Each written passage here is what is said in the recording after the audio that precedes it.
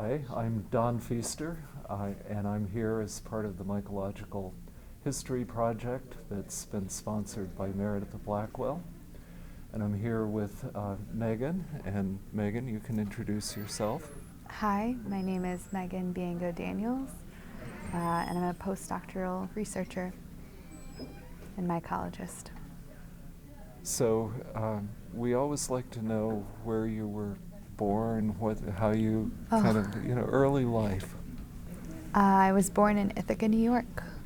My family has lived in upstate New York for 5 generations, and I did my education in New York, first at a community college, Tompkins Cortland Community College, and then at the State University at Binghamton in ecology, evolution, and behavior. Okay. And I chose that major because it meant I got to be outside looking for mushrooms as much as possible when I was an undergrad. And you decided on mushrooms fairly early on. How did you come to mushrooms? I don't know what draws us to these things. I've always loved fungi. I really have, and plants. I think it's because I spent so much time in the woods with my grandparents and my family as a kid, camping. And when it came time to choose a graduate school, I was lucky enough that there were some good mycologists right at Cornell, so I didn't have to go very far to do my graduate work. And tell us a little bit about your graduate work. Yeah, so I worked with Kathy Hodge at Cornell University, and I did a really interesting graduate project because I decided to study a new pathogen which I described, a fungal disease of apples, but I minored in food microbiology, so I followed the apple from the field and post-harvest where it can get infected, how you would treat it with fungicides, all the way through to processed foods and looking at the survival of these heat-resistant ascospores in apple juice and apple juice concentrate. So I call myself a food mycologist, generally.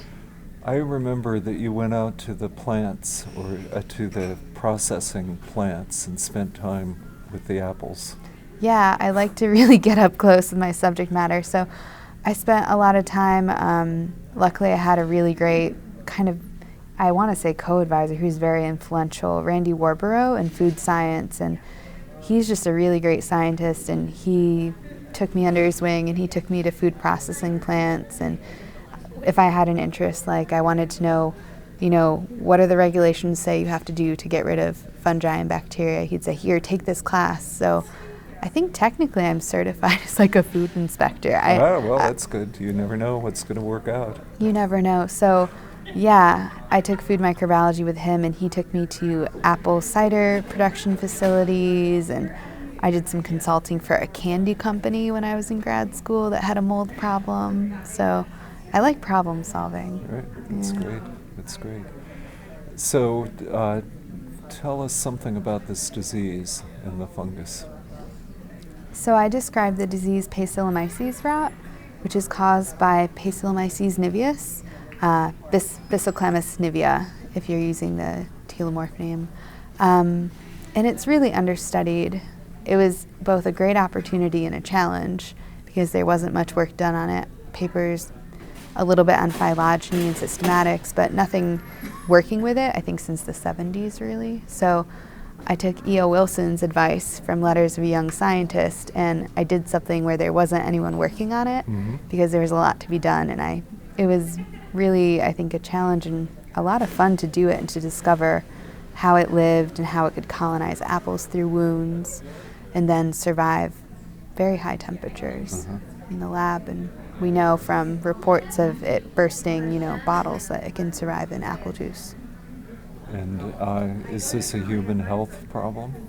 Well, it's not a human pathogen, but it's one of the penicillium relatives that can produce patulin, which is one of the regulated mycotoxins that we restrict. And since kids drink a lot of apple juice, it is concerning whenever you have something on apples making patulin, because we really try to limit it from children's diets, and they live on apple juice, kids. So food microbiology, now you're in Ben Wolf's lab. Yes. And what are you doing there?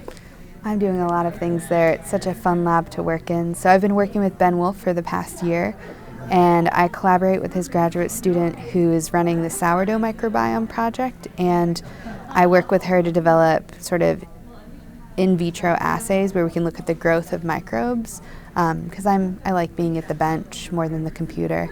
And I work on sourdough yeast and bacterial interactions and how strain differences might kind of dictate their interactions. And then I also work on cheese, which is really something I'm passionate about. I love cheese. Such a moldy food. Yeah, well, Ben has done a lot of work on cheese, and cheese, the cheese as community. Are you continuing with these survey-type studies with cheese? Yeah, I'm very much building my work on what he's already done, but I think I'm a little bit more applied in my leanings, and I've been working with a cheese producer in Ohio named Cecilia Garmendia, who constructed a brand new cheese cave, and I've been sampling the air using selective cheese media to capture what can colonize cheese rinds since her construction ended last October, and kind of looking at the community of culturable organisms that like cheese over time and seeing how the succession in that community evolves and how it relates to what we're seeing pop up on her cheese wheels that she's making. Did she inoculate the caves? No, she didn't. So she did not put anything in those caves except cheese. Cheese and wooden shelves. So it's just kind of selecting. The cheese selects for what can grow on it, and then it kind of recirculates and repopulates. And it's been 9 months, and we still don't see a stable community yet. So you're looking at this and thinking about community and ecology. So you're looking at a species accumulation curve, and you're waiting for the plateau? Yeah. I'm doing that. I just sequenced the first 11 genomes of Penicillia that I see throughout time relatively often. So I do settle plates, which are kind of a low-tech method that's feasible when working with a producer hundreds of miles away. She mails them back to me, and I mail them to her each week. So these are plates that are just opened and exposed? For a certain amount of time. We have a set protocol. And then I save the communities in glycerol, so I have like time points that I can go back to, and I can see what was there, representative species of Penicillia primarily, but at the beginning a little bit more Aspergillus and Cladosporia. Yeah. So what do you see as the end point here? You're going to see these communities develop. Will there be a modification of the communities? Do these caves go bad? I hope not. I hope her cave is successful. I don't know. I think that when thinking about natural rind cheeses, I think more about the desired quality and like what you get. Is it matching your expectations? Because I think it's rare that the fungi cause a problem so severe that it's dangerous or spoiled, but sometimes it leads to, a loss in price. It's just not as good. It's not as beautiful. A lot of cheese is all what it looks like. People have, expectations for what their cheese is going to look like. So I think that we're seeing sort of a punctuated migration happen in the cave, where with each batch of cheese, different things are coming in, staying, they're transient. But the whole time we're also seeing a buildup of things that are more permanent residents, and they're increasing in their quantity, but they're not really diversifying in their species. They're kind of narrowing to a lot of Penicillium species, and now we're starting to see a little Scopulariopsis. So all the molds that I love to look at are showing up to the party. Great, good.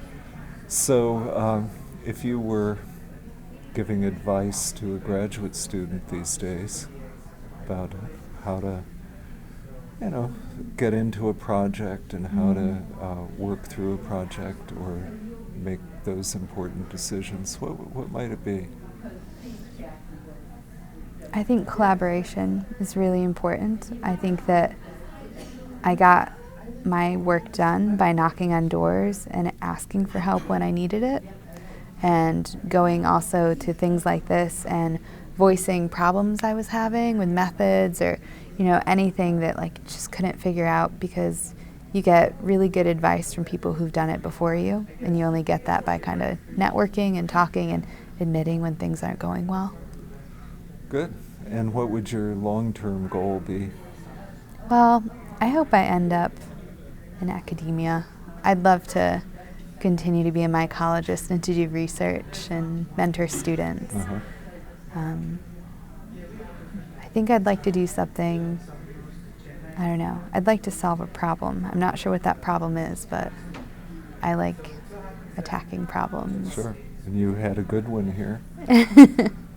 Yeah. So right now I'm trying to think about how we might reach that community of fungi that's optimal, and like what does that look like? I don't think we know. So maybe once I know that, we can think about whether or not we do want to inoculate caves to have like a prime mix of fungi for a certain cheese. I think that'd be very hard to engineer these systems though, with all of the movement and cheese. And environmental introductions and so forth, Certainly, yeah. Good. You had mentioned you always forgot your mycological grandfather. Yes. So what did that mean? Oh, mycologists seem obsessed with phylogeny and lineages. So most mycologists can say, oh, I come from, this lineage, this mycologist about 200 years ago in America. There were a few of them. And who do you trace to? Do you know? I don't know. It might be Fries. I'm not sure. I probably got that wrong and have... Well, let's see. You would have Kathy. Kathy. Who was her? I think she credits Dick Korff. Dick Korff and Rich Humber, I think. Right, both. Rich Humber, yeah. Yeah. So who taught them? Well, Dick Korff, I know, was H.M. Fitzpatrick, who was at Cornell. And Fitzpatrick studied with Atkinson, who was at Cornell. Atkinson, yeah. That's and certainly one. Atkinson, was he a Dudley student? This is where I begin to get I don't know. fuzzy right now I know off my memory. I certainly know Atkinson, but beyond that I don't know. Okay. And Rich, I forget. I bet Meredith would know. Oh, she would. She would yes. pull out the chart. Yes, she has that wonderful chart. Yes. Yeah.